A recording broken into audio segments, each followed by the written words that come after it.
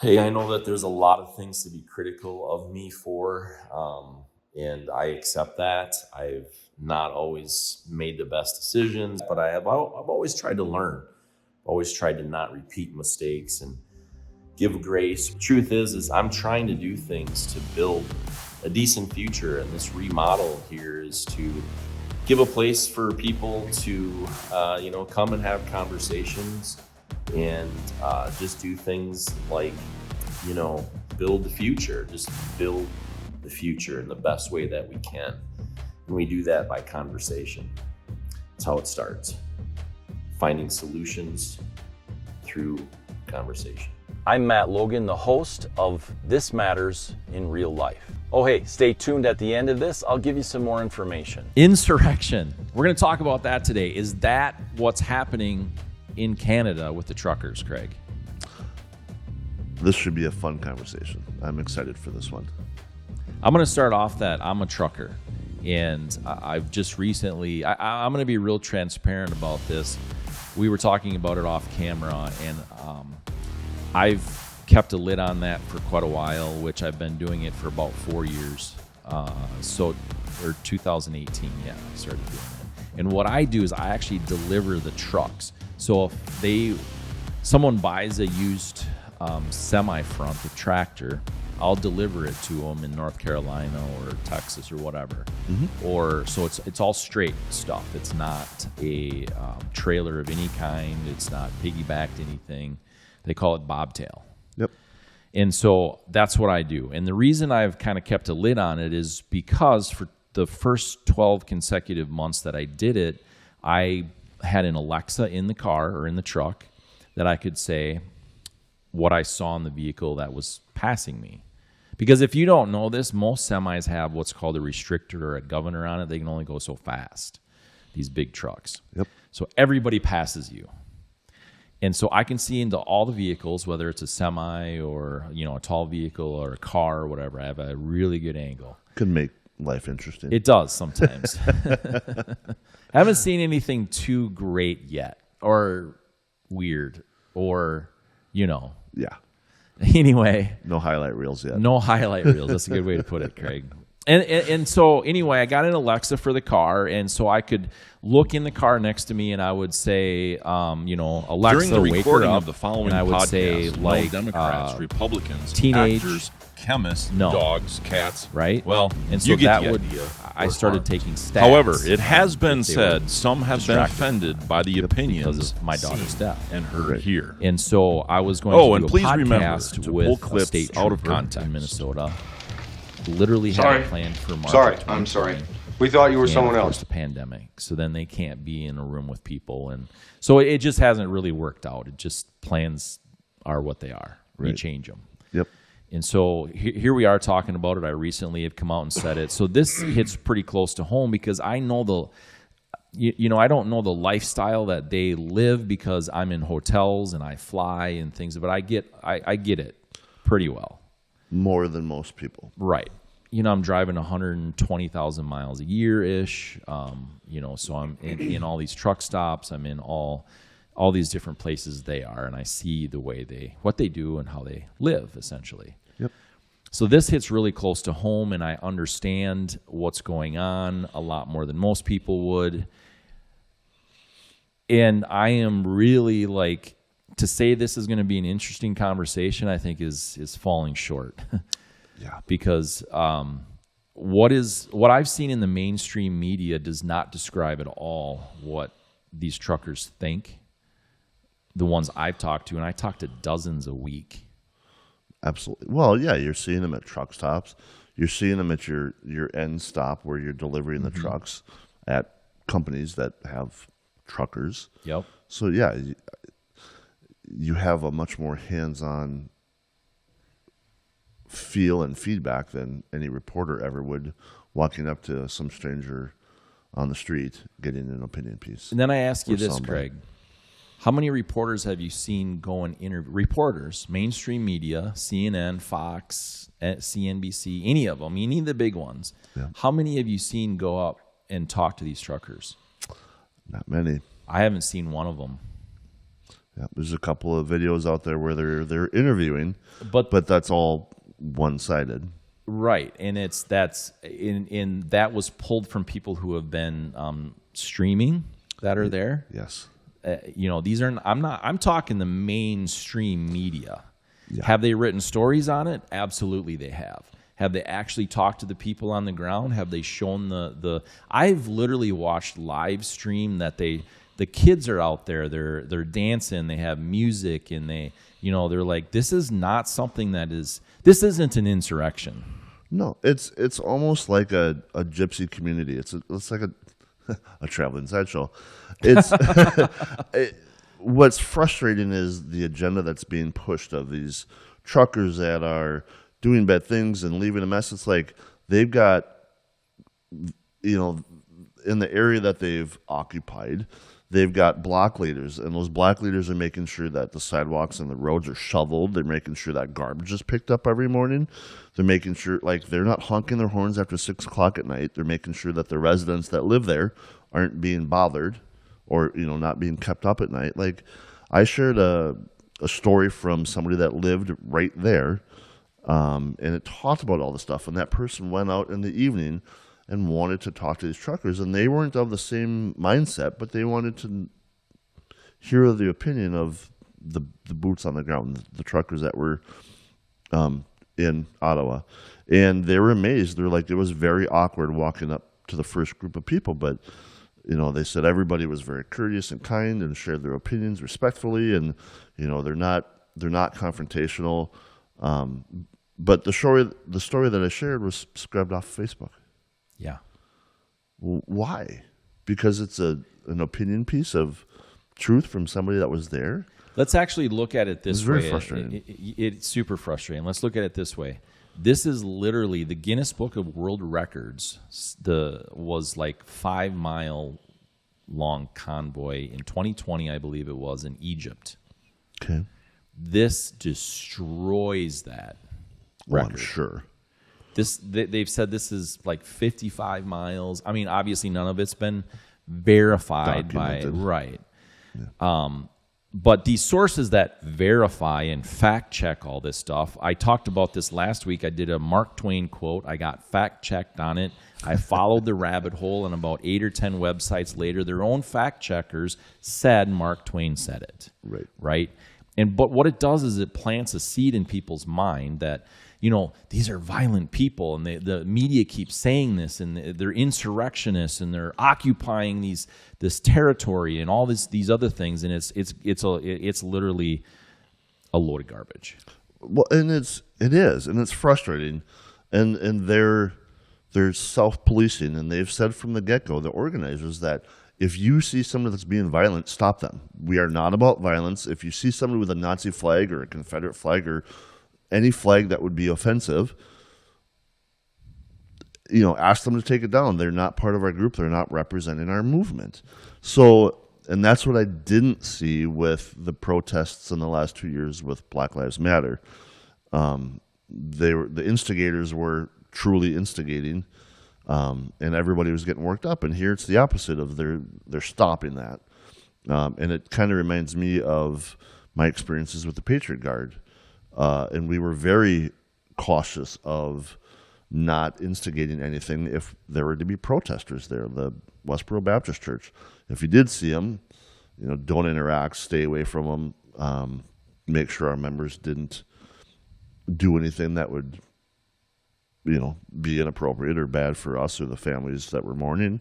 And I think the truckers are the same way. Is if you see something wrong, stop it, because they don't want to give themselves a black eye. And, the media's saying, well, they're anti-vaxxers, which is absolute crap. Yeah. They're not anti-vax. They've said multiple times, 90% of these truckers are all vaccinated.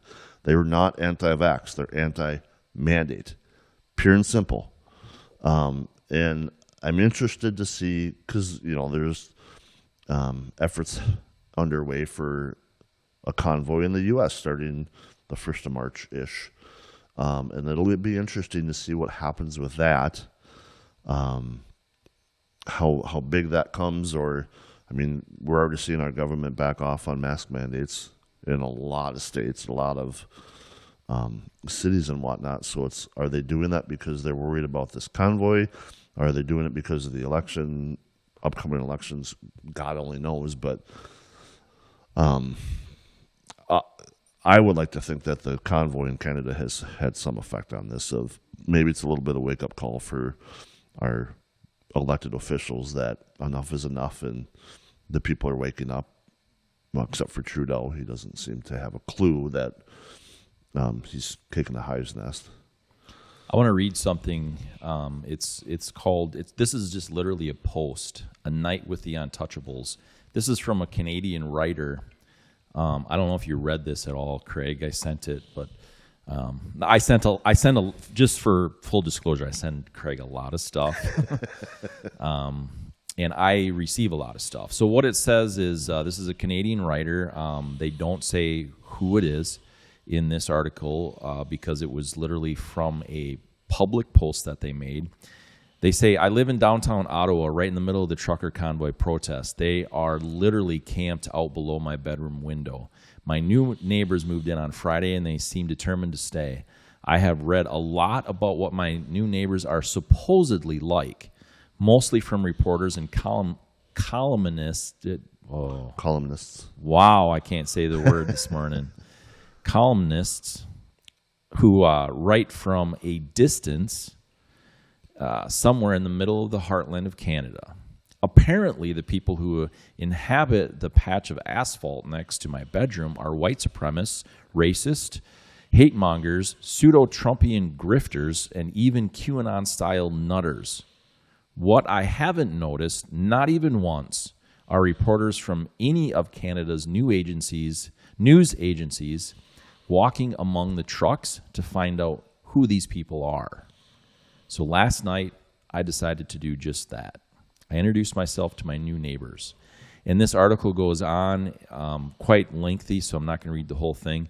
But I think that says a lot about what it is. They talk about they're just trying not to be denied their livelihood with these mandates. They're not anti-vaxxers. This writer says all kinds of different things that are saying these are just real live citizens, and it kind of goes on and on about that. They also say they expect about 90% are vaccinated. Mm-hmm. It sounds like the article that I shared that was scrubbed off of Facebook. Oh, okay, sure. Yeah, I don't know. This is from... and there wasn't a name on that. Legal Insurrection. So this is literally people like you and I, Craig, normal, average, working class people that are out there saying, look, 90, why does it need to be 100% in the first place? Why? Right. That seems very authoritarian for sure, and we could go on and on about this. But one of the things that I want to make sure is, for people to understand, watch how things are framed. Watch how things are what words are used, how they use them, all those other things. And, like we say all the time, go to multiple sources. Right. Do some research. Form an opinion based off of your own thoughts, not what someone says they should be. Absolutely agree. And that goes for us, too. I mean, I say it all the time. Don't just listen to me. Sure, this is a conversation. That's what it's supposed to be. Mm-hmm. But it's not like you need to do it my way. Right. So that's what's really important to me. And it's just interesting to see, some of those videos that aren't put together by reporters, but just people going in and doing their own research. And I, I've got family and friends that are over the road truckers, so I have I hear from them on their opinions, and you have to realize that these truckers live a large portion of their life in these rigs. Mm-hmm. And, for them to be down there for 3 weeks, like, okay, so they didn't go home on the weekends or whatever. They're traveling apartments, really. Oh, for sure. But it's just amazing. It's kind of comical to watch the pushback from the government and what they're trying to do. People were, these trucks have to run all the time for power and heat because it's cold. And they had supporters bringing them fuel, and then the government tried to stop that. So then everybody was bringing fuel cans, and most of them empty, so they didn't know. I mean, that was like, right. It's just comical, it's super comical. It's like classic, like spy thumb in your nose. Yeah, it's like spy novel stuff, right? Yeah, and then they called the tow truck companies to have the trucks removed, and then the tow truckers joined in, the insurrection. And what's frustrating to me with all of this is what's happening as of late, and they're freezing the bank accounts of these truckers, which, these aren't criminals. They're not child molesters. They're not drug dealers. They're blue-collar men and women that have had enough. They're not harming anybody, yet you can freeze their bank accounts. So why aren't you freezing the bank accounts of the drug traffickers and the white-collar criminals that are truly doing harm to the country, our country, and our world? But you can freeze the bank accounts of truckers. That's infuriating. Right? What about the drug dealers? Why can't they? Well, the arms, all of it goes on. But here's recent news.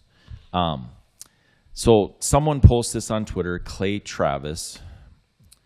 He's got a blue check mark on Twitter, so whoever he is, not sure. So let me get this straight. A BLM activist tried to kill a Jewish candidate for mayor of Louisville, literally shot at him with a gun, and his bail, which was only $100K, was paid for by crowdfunding. But Canadian truckers aren't allowed to use crowdfunding for their protests. Now, and he goes on, imagine what would happen if a Trump supporter attempted to kill a minority running for office, only got $100K bail, and a right-wing activist paid for his bail using crowdfunding. This would be the lead story on all the major networks for weeks. Not wrong. Yet a BLM activist, known activist, this is fact, tries to kill this Jewish. It's also worth noting, he goes on to say that Kyle Rittenhouse, a teenager who a jury found acted in self-defense during the Kenosha riots, was not allowed to raise money for his own defense on crowdfunding apps, which I remember as well. Mm-hmm. He says, but a BLM activist who shoots a Jewish candidate is straight up hate crime. Straight up hate crime. That's the definition. And gets $100,000 bail. That's how BLM literally defines a hate crime. Yeah. You don't have to be BLM to define it like that. That's just common sense. No, but that's how they do. Right. I mean, I've read that. So look. CNN says that this is a nationwide insurrection. John King told viewers the state of emergency in place in Ottawa is a nationwide insurrection driven by madness. Get a clue. Well, and I don't give any credit to CNN anymore. I mean, they're on their last legs. I don't absolutely imploding. That, but you're also seeing this on MSNBC, yes, and CBS and ABC, and that's what's frustrating. Yeah, they're regurgitating all of it. Right. There's no reporting. It's just cut and paste. Yep. So they just. Do your research, folks. There's so much more to the story than what you're seeing on the 5 o'clock news. Absolutely. It's it's time. I think people are waking up, not woke, but waking up. And I think that's super important to see this kind of stuff. It gives me hope. I am an optimistic realist is what I call myself. And I optimistically try to look at things from the vantage point of this is real. And this really happens, but to be hyperbolic about it, to try to do clickbait stuff that's not accurate or true, we have to call them out on it as people. Guess what, people? If you're watching or listening to this, listen really carefully right now. There are more of us working class type people than there are of these elitists and government officials and billionaire corporate whatever. And celebrities. We'll get into that We later. will. But I'm just saying, look, let's be real here. Let's think critically Yes. and just wow, look at all the angles. Look at really what's happening. The sleeping bear is waking up. Yeah. And people are fed up. Yeah, we'll have more conversations on that this week. We will. Yeah. Hey, thanks so much for joining us. We do really appreciate it. We were what, a 2.5 month break about? Yeah, about that. And Holidays. Yeah, holidays. We kind of planned a little bit of break, but not that long. So those of you who have reached out, we really appreciate that. We are looking for guests as well. So if you know somebody or want to be a guest, we'll vet you and see if it's something that's a fit. But we definitely we enjoy these conversations. It's important to real life, and so we want to hear from you. So make sure we know that, you know what, I just was thinking about this, Craig, this second. Our advertising budget is people like that share. Absolutely. Share it, like it, comment, spread the word. Yeah, because the algorithms like that kind of stuff. So yeah, we appreciate it. We'll see you next time. Hey everybody, thanks for listening to this conversation that I just had. I was very honored to be a part of it, honored to be the host of This Matters in Real Life. I think it's extremely important to cover a lot of different things and topics and get people's opinions. When my daughter died in the car crash 10 years ago, I said that's what I would do. I would look at the answers, I would look at the truth, and I would make sure that they would intersect. They would not divorce each other. It's so often that we want answers that are not the truth. We want answers that are comfortable. We want answers that make us feel good. Well, there's a lot of things in life that is just, it's not the case. So who am I? Well, I am you. I'm no different than you are. I eat and sleep and, all the different things. Same thing that you do. I hurt. I feel joy. I've had a lot of experience, probably just like you. I work hard, probably just like you. One of the things that you can do to support us is go to shinybrandmerch.com, where you'll see things like the sweatshirt that I have on. I'm a full-time, a truck driver. What do I deliver? Well, I deliver trucks. It's a little bit different of a gig than a normal truck driver, yes, but I am what would be considered a commercial vehicle transport specialist. So about 5 to 6 days a week, I deliver trucks. I get into a truck, I go 2,000 miles, I deliver it to its new owner, I get on an airplane and I go find another one. Nothing real glamorous unless you make it that way. And I've decided that I would have a lot of conversations along the way, and some of those conversations I'll be able to share with you. Again, hey, thanks for your support. Appreciate you. We'll see you next time.